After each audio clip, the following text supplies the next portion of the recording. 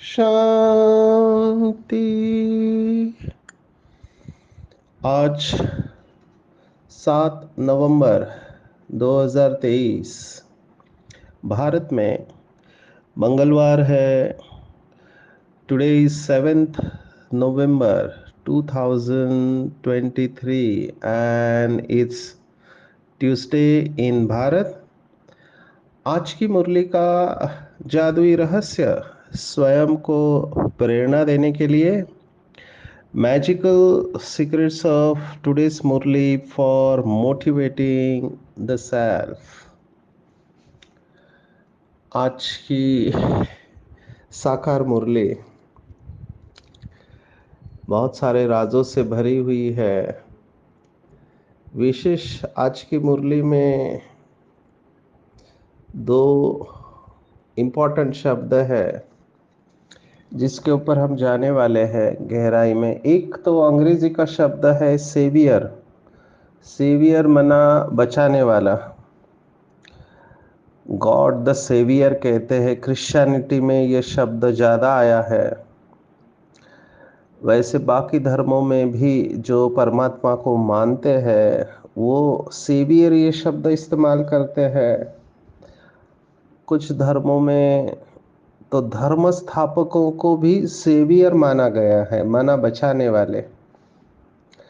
दूसरा शब्द है जो इम्पोर्टेंट इंटरेस्टिंग है, बाबा हर शब्द का अर्थ बताते हैं कि भारत अविनाशी तीर्थ स्थान कैसे है। ये भी एक बहुत इंटरेस्टिंग और डीप बात है, बाबा ने कही हुई है। तो हमको बाबा की मुरली को राइट वे में इंटरप्रेट करना आना चाहिए। कई बार बाबा के शब्दों को अगर हम अलग तरीके से इंटरप्रेट करते हैं, मैं गलत शब्द इस्तेमाल नहीं कर रहा हूँ क्योंकि ड्रामा में कुछ गलत हो ही नहीं सकता है। ड्रामा में पार्ट को बाबा ने सबसे ज़्यादा इम्पोर्टेंस दिया हुआ है, तो हम गलत नहीं कह सकते। उन आत्माओं का ड्रामा में पार्ट है। जैसे शास्त्रों का जो अर्थ बताया गया है, अभी वो इंटरप्रिटेशन के ऊपर है। पूरा झगड़ा इंटरप्रिटेशन के ऊपर है, माना आप अर्थ क्या निकालते हैं। भगवत गीता में स्पष्ट लिखा हुआ है कि परमात्मा ईश्वर है और अणो अणिया सम ये शब्द संस्कृत का आया हुआ है कि वो सूक्ष्म से भी सूक्ष्म है, ये स्पष्ट आया हुआ है। लेकिन वही बात है कि देहधारी भगवान है, ये बात बहुत इंटेलिजेंटली हर एक अपनी बुद्धि के अनुसार लेता है। तो हम किसी को रॉन्ग नहीं कह सकते हैं। मुझे ऐसे लगता है किसी को रॉन्ग कहना नहीं चाहिए। उनकी ही बातों को लेकर हमको अपना मत रखना चाहिए। फिर वो स्वीकार करते तो अच्छा है, नहीं स्वीकार करते तो भी अच्छा है। मुझे ऐसे बहुत सारे लोग मिलते हैं जो अलग अलग विचार रखते हैं। मैं सबका सम्मान करता हूँ, लेकिन फिर अपने विचार भी मैं रखता हूँ। अंग्रेजी में हम कहते हैं कि वी एग्री टू डिसएग्री। माना हम सहमत होते हैं कि हम दोनों के मत अलग है, पर हम एक दूसरे का सम्मान करते हैं। ये बहुत हेल्दी अवस्था है, ऐसे मुझे लगती है। इसको मनोविज्ञान में कहा गया है I am okay you are okay theory. बाबा ने भी ये थ्योरी हमको बताई हुई है। हालांकि कई सारे बाबा के बच्चे इस समय बाबा की बातों का अपने बुद्धि के अनुसार अर्थ कर रहे हैं। अभी मैं यहाँ पर कर्नाटक में हूँ तो एक आत्मा मुझे मिली। अभी वो माता है, उसका बच्चा है 3 साल का। और वो डिटॉक्स कर रही है। उसको किसी के विचार अच्छे लगे तो डिटॉक्स में चली गई, और डिटॉक्स के वजह से, डिटॉक्स माना हमारे शरीर के अंदर जो टॉक्सिन्स होते हैं वो निकालने के लिए डाइट चेंज करते हैं। तो डाइट चेंज किया तो वो सीवियर डिप्रेशन में चली गई। और सीवियर डिप्रेशन में बहुत कुछ होता है आगे। तो मुझे बहन जी ने कहा आप इनके साथ थोड़ा बात करो। तो मैंने देखा, एक तो शरीर में खून की कमी है, लेकिन उसकी मान्यता बहुत पक्की है कि इससे ही हम संपूर्ण अवस्था तक पहुंचेंगे, बाबा की बच्ची है। फिर मैंने कहा कि आप ज़रूर ये पुरुषार्थ करो, अच्छा है आप डिटॉक्स कर रहे हैं, शरीर और मन को डिटॉक्स कर रहे हैं। उनका ये मान्यता है कि डिप्रेशन भी इसलिए हुआ क्योंकि वो मेंटल डिटॉक्स हो रहा है, माना मन के अंदर के जो भी टॉक्सिन्स है, जहर जहर है मन के अंदर भरा हुआ, वो सब बाहर आ रहा है। अभी there is a word of caution. हम साइकियाट्री में ये देखते हैं कि डिप्रेशन को इग्नोर नहीं करना चाहिए, क्योंकि अगर वो अति में जाता है तो आपको संभालना चाहिए, क्योंकि उसमें फिर आत्महत्या के विचार आते हैं, और अगर आपने उधर भी ध्यान नहीं दिया तो आपसे गलतियां हो सकती है। तो मैंने देखा वो अपने विचारों में काफ़ी दृढ़ थे। तो मैंने समझाया कि आपने अपना हीमोग्लोबिन चेक किया है कि नहीं किया। बोला नहीं किया है। मैंने कहा वो चेक करो और अपने खून बढ़ाने का पुरुषार्थ करो। आपको जिसके ऊपर भी विश्वास है आप ज़रूर उसे फॉलो करो, लेकिन बाबा के श्रीमत के अनुसार मुझे ऐसे लगता है बैलेंस में चलना चाहिए, एक्सट्रीम में नहीं जाना चाहिए, अति में नहीं जाना चाहिए। क्योंकि अति में जाने से शरीर के ऊपर असर आता है, मन के ऊपर असर आता है, और अगर आप स्टेबल नहीं रहे तो बहुत कुछ हो सकता है। पर ये क्यों आया? क्योंकि उन्होंने मुरली में पढ़ा कि पीछे आने वालों को तीव्र पुरुषार्थ करना चाहिए। अभी दादियों ने, हमारी बड़ी बहनों ने बहुत साल लिए, उनका कहना यह है कि उनको पास बहुत समय था, हमारे पास टाइम नहीं है, तो हमको ऐसे ही जाना पड़ेगा, इसके बगैर कुछ हो नहीं सकता है। अभी ये विचारधारा को मैं क्या कह सकता हूँ? मैंने कहा बेस्ट ऑफ लक, और क्या कह सकते हैं हम। तो मैं आपको केवल इसलिए बता रहा हूँ कि ऐसे ऐसे बाबा के बच्चे मुझे मिलते हैं।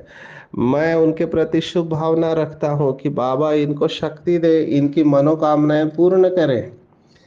ऐसे ही आज की मुरली में एक बात आई है, जो अगर उसको आपने गलत तरीके से लिया तो जैसे कहते हैं अर्थ का अनर्थ हो सकता है। अर्थ का अनर्थ हो सकता है। बाबा के शब्दों को अगर अपने बुद्धि के अनुसार इंटरप्रेट करें।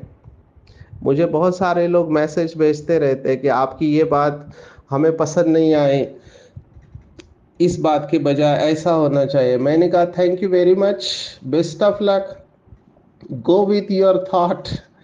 ये बहुत स्पष्ट रूप से मुझे इन आत्माओं की विशेषता अच्छी लगती है कि अपने मत में दृढ़ रहते हैं। मैंने कहा प्लीज गो अहेड, आप कोई भी तरीका इस्तेमाल करो, मेरा कंडीशन एक ही है कि आपका शरीर अच्छा होना चाहिए, आपका मन अच्छा होना चाहिए, आपकी शुभ भावना नहीं जानी चाहिए। अगर आप ये किसी तरह से मेंटेन करते हो प्यूरिटी के साथ में, नथिंग लाइक इट। तो ये मैंने देखा है, बाबा के कितने सारे अच्छे अच्छे बच्चे भारत में हैं, इतनी अच्छी सेवा कर रहे हैं, लेकिन शरीर का ध्यान नहीं रख रहे हैं, डाइट छोड़ दिया। और कोई कितने सारे डाइट इस समय चल रहे हैं, उसके वजह से डायबिटीज डिस्टर्ब हो रहा है, हार्ट डिसीज डिस्टर्ब हो रहा है। तो मैं कह रहा हूँ कि देखो आपके पास ऑप्शन है। अगर आपको लगता है कि आपका डायबिटीज कंट्रोल में नहीं आ रहा है, आपको मानसिक बीमारियां हो रही है, तो आप प्लीज थोड़े समय के लिए ये थेरेपी चालू करो। आपको जिसके ऊपर विश्वास है, एलोपैथी, आयुर्वेदा या होम्योपैथी। बाद में फिर जब आप स्टेबल हो जाएंगे आप फिर से अपना पुरुषार्थ चालू करना। लेकिन वही ड्रामा में इन आत्माओं का पार्ट होता है, तो हम फिर शुभ भावना रख के साइड में हो जाते हैं। क्योंकि मेरे सामने, मेरे आंखों के सामने बहुत बाबा के बच्चे ये सब फिलॉसफी की वजह से, जो शास्त्रों की बातें हैं, हटियोग की बातें हैं, या दूसरे जितने भी संत होके गए हैं उनकी बातों को पढ़कर पढ़ाकर ये अवस्था में जा रहे हैं। मुझे यहाँ पे ये बताना इसलिए पड़ रहा है क्योंकि मैं भारत में इन सब बाबा के बच्चों को मिलता हूँ। तो एक बात आज की मुरली में आई हुई है, अभी ये ब्रह्मा विष्णु शंकर की बातें बहुत लोगों को अलग अलग तरीके से एक्साइट करती है। आज बाबा ने कहा कि बच्चों को देह अभिमान नहीं आना चाहिए। अभी ये देह अभिमान भी इतना सूक्ष्म है। मैंने उस आत्मा को पूछा कि दृढ़ता और हठ में क्या फर्क है, क्योंकि टीचर ने कहा, सभी लोगों ने कहा कि ये हट कर रहे हैं डाइट के लिए। तो मैंने कहा उनका पार्ट है, हम क्यों डिस्टर्ब होते हैं, उन्होंने चूज किया है, उनको अधिकार है जैसे चलना है, लेकिन फिर वो बीमार पड़ते हैं। तो मैंने उस आत्मा को पूछा कि दृढ़ता और हट में क्या फर्क है। तो कहते दोनों एक ही है, हमको हट से ही पुरुषार्थ करना पड़ेगा, अगर हट नहीं करेंगे तो हम नंबर नहीं ले सकते। तो मैंने कहा बाबा ने कौन से मुरली में कहा हट करने के लिए, बाबा ने दृढ़ता कहा है। दृढ़ता पॉजिटिव शब्द है, हठ शब्द जो है ये भक्ति मार्ग का है, हट करना। बाबा ने हमेशा कहा है कि शरीर को बहुत संभालना है, शरीर को इस तरह से संभालना है कि उसमें फंसना नहीं है, और एट द सेम टाइम शरीर बीमार भी नहीं पड़े, क्योंकि बीमार पड़े तो हमको ही तकलीफ है आगे। मेरे पास एक केस है, अभी ये कुमार इतना इसको नशा चढ़ गया कि बस मैं लास्ट सो फंस जाऊंगा। अभी इसके माता पिता बहुत फेमस डॉक्टर, पर घर में सभी ज्ञान में तो इसने दिन रात पुरुषार्थ किया, और हम देखते थे इनको कि ये रात भर बाबा के कमरे में बैठा रहता था। क्यों? क्योंकि बाबा ने मुरली में कहा है रात भर जागना है, तो रात भर जागता था, और कैपेसिटी तो थी। मैंने देखा कि जागकर फिर दिन में सेवा में भी आता था ये। तो मैंने कहा थोड़ा रेस्ट किया करना चाहिए आपको, लेकिन नहीं सुना, क्योंकि नशा बहुत चढ़ जाता है। अब ये कितना दिन तक होगा? धीरे धीरे ब्रेन के ऊपर असर आने लगा। मैंने देखा चिड़चिड़ा स्वभाव होते जा रहा है। मैंने कहा आपका ब्रेन इरिटेबल होते जा रहा है क्योंकि आपकी नींद पूरी नहीं हो रही है। तो उन्होंने कहा नहीं, बाबा सब ठीक कर देगा। आखिर में कुछ महीने बाद न्यूज़ आई कि वो बहुत डिप्रेशन में गया, सब कुछ छूट गया, उसको एंटी डिप्रेसेंट की गोलियां चालू किया, फिर बाबा का हाथ भी छूट गया, फिर उस कुमार ने शादी की। तो ये सब हम अवॉइड कर सकते हैं। कहने का भाव है कि बाबा के शब्दों को राइट वे में इंटरप्रेट करना बहुत ज़रूरी है। हर एक का, मैं हैविंग सेड दिस, मैं फिर से कह रहा हूँ, हर एक का पार्ट है। कुछ लोगों का नेचुरोपैथी का पार्ट है, इस समय नेचुरोपैथी फुल फॉर्म में है। मैं देख रहा हूँ बहुत लोगों के अच्छे रिजल्ट आ रहे हैं नेचुरोपैथी के वजह से। तो मैं कहता हूँ अगर आपको सूट हो रहा है तो प्लीज़ गो हेड, लेकिन ये सब करते समय आप अपने सब पैरामीटर्स चेक करो, हार्ट, लंग्स, ब्रेन, सब सिस्टम को चेक करो। अगर वो ठीक है सो प्लीज़ कंटिन्यू इट। लेकिन अगर आपके ऊपर असर आ रहा है शरीर और मन के ऊपर, सो प्लीज़ टेक प्रिकॉशन, क्योंकि ये लाइफ हमारा बहुत वैल्यूएबल है। आज बाबा ने इसी देह अभिमान के बारे में कहा हुआ है। अभी देखो उस वक्त भी साकार बाबा के वक्त ऐसे बच्चे थे जो बाबा को कहते थे ये ब्रह्मा कौन है, ये भी तो शिव बाबा से लेता है, हम भी डायरेक्ट शिव बाबा से ले लेंगे। अभी ये थॉट क्यों आ रहा है? ये सेम फिलॉसफी वाले लोग हैं जो नंबर वन आना चाहते हैं। अब ये बहुत अच्छी बात है कि इन लोग का लक्ष्य बहुत ऊंचा है, पर लक्ष्य ऊंचा रखते समय अपने साथ वालों को कमजोर समझना, खास करके ब्रह्मा बाबा जैसे आत्मा को आप कह रहे हो कि ये ब्रह्मा भी कौन है, ये भी तो शिव बाबा से लेता है, this is high degree of disrespect. पर समझते नहीं थे ब्रह्मा बाबा के साथ कंपटीशन करने वाले। और कौन इसमें, स्वयं हमारे आदरणीय जगदीश भाई, उन्होंने अपना अनुभव सुनाया कि उनके उन्होंने क्लास में सुनाया कि वो ब्रह्मा बाबा के साथ कंपटीशन करते थे कि बाबा कितने बजे उठता है, 2 बजे, तो मैं 1:30 बजे उठूंगा। बाबा 1:30 बजे उठता है, मैं 1 बजे। लेकिन हर बार उन्होंने देखा कि ब्रह्मा बाबा उनसे एक कदम आगे रहे। तो आखिर में उन्होंने सरेंडर कर दिया। ये उन्होंने क्लास में खुद सुनाया। अभी ये उनकी महानता है कि वो ये खुद सुना रहे हैं क्लास में। माना उन्होंने अपने आप को मोल्ड किया।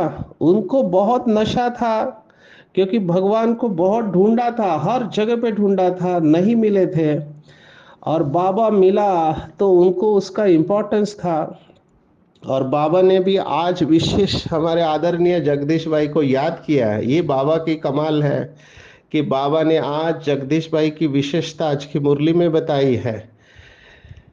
क्या विशेषता बताई है? बाबा ने कहा जैसे जगदीश संजय है, कभी कभी अच्छी पॉइंट्स निकालते हैं तो बाबा खुश होते हैं।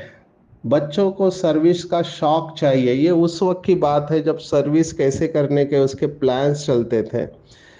तो बाबा ने जगदीश भाई को मुरली में अप्रिशिएट किया है। माना ये साधारण आत्मा हो नहीं सकती है, लेकिन इनकी नम्रता देखो कि एक बार बाबा ने उनको किताब लिखने को कहा, इन्होंने लिखा सब, और सब लिखने के बाद वो बाबा के पास लेके आए दिखाने के लिए। तो बाबा ने कहा ठीक है, पहले बड़ी दादी को दिखाओ। तो बड़ी दादी को दिखाया। बड़ी दादी ने अपने कुछ विचार बताए, फिर उन्होंने चेंज करके लाया, फिर बोला कि नहीं अभी चंद्रमणि दादी के पास जाओ। ऐसे करके एक एक दादी के पास वो गए, बाबा ने सबके पास भेजा। और सब ने अपने अपने विचार बताए कि इसमें ये होना चाहिए, इसमें ये होना चाहिए। और वो लेके बाबा के पास आए तो उन्होंने देखा कि उनका पूरा बुक काफी बदल चुका था। लेकिन जगदीश भाई ने ये करके दिखाया। ये इनकी विशेषता है, जिसकी वजह से अभी पीछे वाले भाई बहने और पहले के भी वरिष्ठ भाई बहने जगदीश भाई को उस रेस्पेक्ट और रिगार्ड से देखते थे। और हम तो उनके साथ बैठे हैं, डिस्कशन किया है, इसलिए हम जानते हैं उस आत्मा में क्या संस्कार थे। मैंने शायद पहले भी सुनाया, मैं गुजरात में था, वलसाड़ में। तो मैं तो नया नया था, मैं इतना जानता नहीं था जगदीश भाई कौन है करके। लेकिन उनकी किताबें पढ़ी थी कि बहुत सारी किताबें लिखी है। अभी वो आए थे और मैं सेंटर पे बैठा हूँ। सेंटर फर्स्ट फ्लोर पे है, नीचे भाई बहने सभी टीचर्स बहने गए, जगदीश भाई आ रहे हैं उनको रिसीव करने। मैं पहले से ही अलग रहने वाली आत्मा हूँ। तो मैंने कहा क्या नीचे जाने का, मैं अपने बाबा के कमरे में बैठता हूँ, मुरली पढ़ता हूँ, क्योंकि शायद मैं ड्यूटी पे से आया था और मुझे मुरली पढ़ना था। तो मैं सेंटर पर अकेला था और सभी टीचर्स बहने स्टूडेंट सब जगदीश भाई को रिसीव करने नीचे गए थे। और मैं सोफा पर बैठ के मुरली पढ़ रहा हूँ। तभी जगदीश भाई आए और गेट पे ही खड़े थे। उन्होंने मुझे देखा और मैंने उनको देखा। मैं उठकर खड़ा हो गया। तो उन्होंने हाथ जोड़ के मुझे नमस्कार किया और मुझे कहा ओम शांति। तो मुझसे रहा नहीं गया, मैंने भी कहा ओम शांति। लेकिन मैंने पहले ओम शांति नहीं कहा था। ये है मैं अपने में समझता हूँ कि ये ईगो है, ये बॉडी कॉन्शियसनेस है, देह अभिमान है।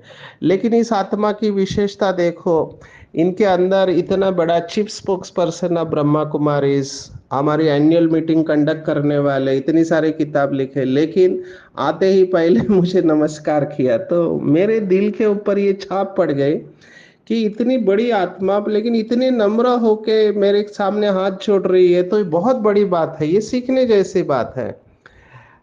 तो ये बात मैं क्यों कह रहा हूं कि हम सबके अंदर परसेंटेज में ये देह अभिमान होता है, इसको छोड़ना बहुत मुश्किल है। हमको पता ही नहीं चलता कि हमारे अंदर देह अभिमान है। अभी मेरे अंदर देह अभिमान है, मुझे नहीं पता होगा, लेकिन दूसरों को पता चलेगा कि इस आत्मा के अंदर देह अभिमान है। तो बाबा ने यही कहा कि ये देह अभिमान, इसको बहुत अटेंशन देना चाहिए। और एक विचित्र रूप में मैं देख रहा हूँ देह अभिमान, बाबा ने ये बताया हुआ है कि मैं राइट हूँ, ये कहना ये भी देह अभिमान है। बाबा ने इसके ऊपर मुरली चलाई है कि मैं राइट हूँ। अभी कौन कहेगा, कौन डिसाइड करेगा कि कौन राइट है और रॉन्ग है?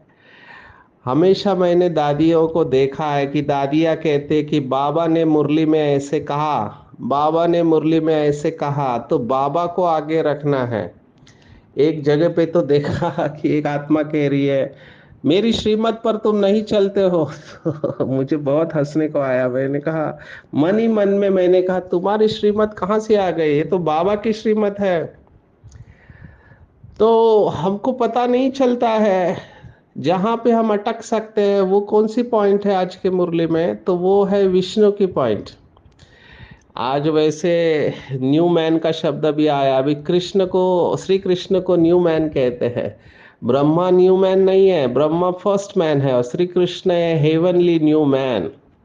और बाबा ने कहा कि ये ब्रह्मा विष्णु शंकर, इसके बारे में जब कहा तो बाबा ने कहा कि शंकर का बर्थ प्लेस नहीं है, ब्रह्मा का बर्थ प्लेस भारत है और शिव बाबा का भी बर्थ प्लेस है। शंकर को यहाँ आने की दरकार नहीं है। बहुत क्लियर बाबा ने बहुत मुरलियों में कहा कि शंकर का इस दुनिया में कोई पार्ट नहीं, वो तो निमित्त बना हुआ है विनाश के लिए। अभी ये वाक्य भी है, मेरी इसके ऊपर चर्चा हुई वरिष्ठ भाई बहनों से। मैंने कहा ये आत्मा है क्या, तो उन्होंने कहा नहीं, भक्ति मार्ग की जो मान्यता है कि शंकर विनाश करता है, ये साकार में भक्ति के संस्कार वाली आत्माओं को शांत करने के लिए बाबा ने कहा था, ऐसे उन्होंने स्पष्टीकरण दिया। और फिर बाबा ने मुरली में जो कहा कि शंकर माना अशरीरी तपस्वी स्वरूप, तो शंकर का यहाँ कोई पार्ट नहीं है, ये बाबा बार बार कह रहा है।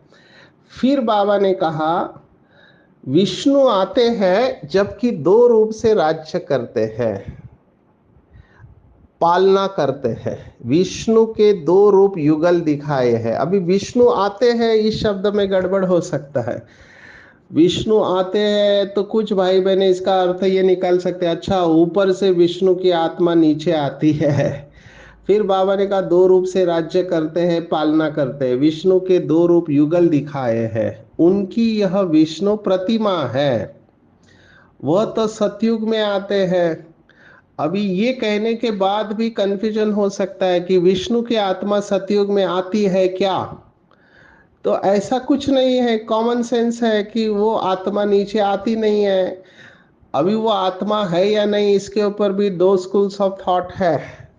वही वरिष्ठ भाई ने कहा जो शास्त्र पढ़े लिखे हैं कि बाबा हमारी भक्ति मार्ग की मान्यताओं को पकड़ के चलता है। मैंने कहा बाबा ऐसे दोनों तरफ से कहते हैं तो कंफ्यूजन होता है। उन्होंने कहा नहीं, ये मुरली की डेट न समझने के कारण कंफ्यूजन है, क्योंकि हमारे पास अभी 7 साल की मुरली है। तो बाबा ने शुरुआत में जो कहा वो भक्ति मार्ग के बिलीफ को लेकर चलते थे कि ये ब्रह्मा विष्णु शंकर है। बाद में बाबा ने धीरे धीरे ओपन किया कि ये एक ही आत्मा है। तो ये सब क्यों हो रहा है, क्योंकि डेट्स हमको पता नहीं, पहली मुरली कौन सी है, बाद की मुरली कौन सी है। तो हमको यहाँ पे पॉजिटिवली ये लेना चाहिए कि ये भारत अविनाशी तीर्थ स्थान क्यों है, क्योंकि स्वयं नंबर वन शिवालय, क्योंकि शिव बाबा इस धरती पर आते हैं, नंबर वन, इसलिए ये अविनाशी है।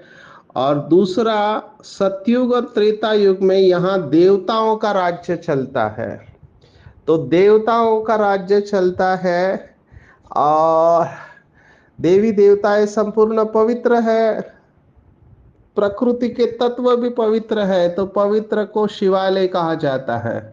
और बाबा ने आज कहा है कि सतयुग त्रेता युग के भारत को शिवालय कहा जाता है। और फिर भक्ति मार्ग में जड़ प्रतिमाएं बनाकर पूजा करते, माने शिव बाबा के शिवलिंग बना के पूजा करते हैं। तो उस समय भी अनेक तीर्थ है, इसलिए भारत को अविनाशी तीर्थ कह सकते हैं। आज मैं यहाँ पर हूँ शिरसी कर्नाटक। आपको अगर समय मिले तो यहाँ ज़रूर विजिट कीजिएगा। चारों तरफ जंगल से घिरा हुआ है। और आज मुझे पता चला कि भारत में सबसे ज़्यादा टाइगर कर्नाटक में है, ऐसे बोर्ड वहाँ लगा हुआ था। वो स्थान है, उसका नाम है सहस्त्र लिंग। सहस्त्र लिंग माना क्या है, तो वहाँ पे एक नदी है श्यामला, उस नदी के अंदर हम गए। आज बहुत दिनों के बाद सेवा से थोड़ा मौका मिला था तो वहां गए थे। तो मैं देख रहा हूँ काले काले पत्थर है और उन सभी काले पत्थरों के ऊपर शिवलिंग बनाया हुआ है और उसके साथ नंदी भी बनाया हुआ है। कितने सारे हैं, वो कहते हैं हजारों के, हम मुझे तो हजार नहीं दिखाई दे क्योंकि मैं पूरा नहीं देखा, लेकिन इतने सारे शिवलिंग है। तो बाबा ये जो कहता है, मैं खास कर्नाटक में देख रहा हूँ।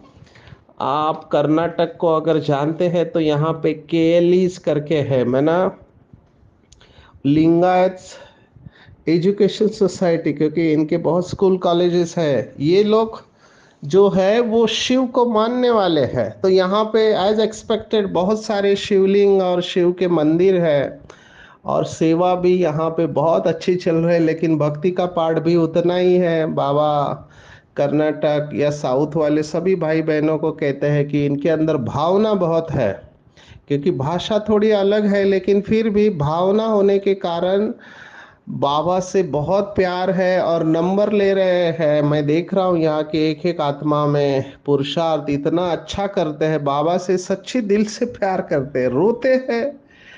मैंने ऐसे रोते हुए देखे नहीं है जो यहाँ पर है। बाबा के सामने रोते हैं, माताएं रोती है बहुत जगह पे, लेकिन यहाँ पर मैं देख रहा हूँ भाइयों में भी बाबा से बहुत प्यार है। तो ये हर स्थान की विशेषता है। ये तीर्थ के ऊपर से बात निकली कि यहाँ पर ऐसे बहुत तीर्थ स्थान है। और भारत में आप देखो कि सब जगह पे शिव के कितने मंदिर है। मुझे यहाँ पर याद आ रहा है कि हमारे महाराष्ट्र में आ, एक डिस्ट्रिक्ट है जो समुद्र किनारे लग के है ना, सिंधुदुर्ग डिस्ट्रिक्ट, जहाँ पर छत्रपति शिवाजी महाराज ने समुद्र के अंदर किला बांधा हुआ है। उसके अंदर एक देवगढ़ करके है, जो अल्फांसो मैंगो हम लोग खाते हैं, हापुस आम, वो वहां से आते हैं, देवगढ़ से। वहां पे एक मंदिर है जिसका नाम है कुनकेश्वर मंदिर, बहुत सुंदर है। फिर से टूरिस्ट प्लेस है, मौका मिला तो जरूर जाना चाहिए। उसकी स्थापना एक मुस्लिम ने की थी।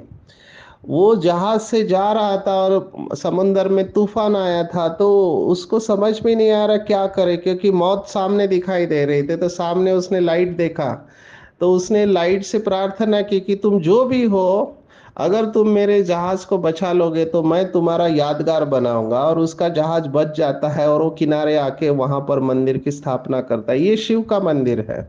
तो ऐसे बहुत सारी घटनाएं भारत में होती है। तो भारत अविनाशी तीर्थ क्षेत्र है। विशेष आज का वरदान मुझे बहुत बहुत टच किया।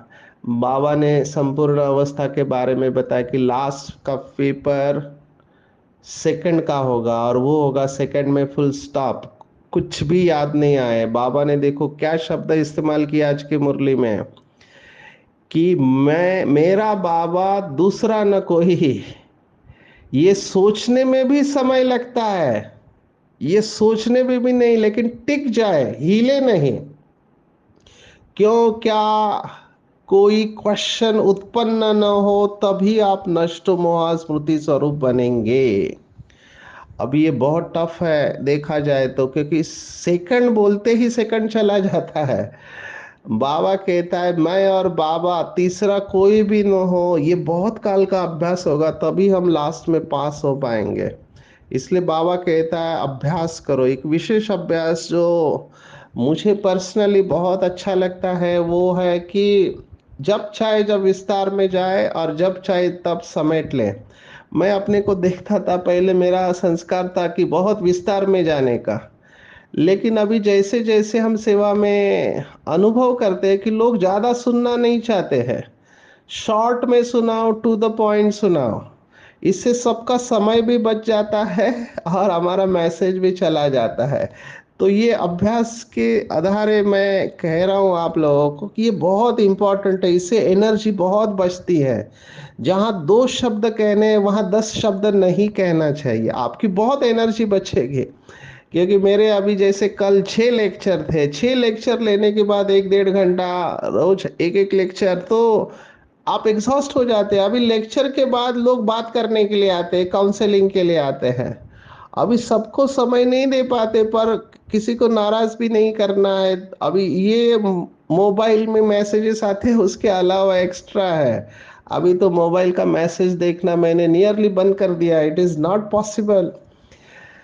क्योंकि बहुत सारे मैसेजेस आते हैं तो उसमें इम्पोर्टेंट मैसेज चले जाते हैं, पर मैं कोशिश करता हूँ जितना हो सके सबको टाइम दो, लेकिन हो नहीं रहा है। पर ये जब से विस्तार से सार में आने का संस्कार है, मैंने देखा ब्रेक पावरफुल लग रहा है, एनर्जी बच रही है। और सूक्ष्म बात आज बाबा ने कही कि स्वमान का अभिमान नहीं आना है। ये बात बहुत सूक्ष्म है, इसके ऊपर चिंतन करेंगे बाबा ऐसे क्यों कह रहा है। क्योंकि कई लोग होते अभिमान में है, उनको लगता है कि वो स्वमान में है। एक भाई ऐसे ही डिस्टर्ब हो गया, झगड़ा हो गया, तो मैंने पूछा क्या हो गया, तो बोलता है नहीं ऐसा ऐसा हुआ है, मैं तुरंत स्वमान में खड़ा हो गया। अभी वो जो कुछ कह रहा था उससे पता चल रहा था कि वो डिस्टर्ब है। जबकि स्वमान वाली आत्मा में ये सब फीलिंग की बीमारी आ ही नहीं सकती है, और वो कोई भी स्पष्टीकरण नहीं देगा। मुझे लगता है ये स्लोगन बहुत इंपॉर्टेंट है, जिसे समान का अभिमान नहीं है वही सदा निर्माण रह सकता है। अच्छे मैनर्स धारण करने हैं, कभी भी किसी से रूठ कर पढ़ाई नहीं छोड़नी है, बाप समान निरहंकारी बनना है। आज पूरे दिन भर में ध्यान रखेंगे, क्या हम बाबा जैसे सेवियर बने हैं? क्या हमारा पढ़ाई के ऊपर ध्यान है? क्या मैं थक जाता हूँ किसी से नाराज होकर पढ़ाई छोड़ तो नहीं देता? और क्या मैं समेटने की शक्ति को यूज करके सेकंड में फुल स्टॉप लगाता हूँ? क्या मेरा इसका अभ्यास है? अगर नहीं है तो इसका अभ्यास करेंगे, जब चाहे तब विस्तार में जाए, जब चाहे तब सार में आए। अच्छा, ओम शांति।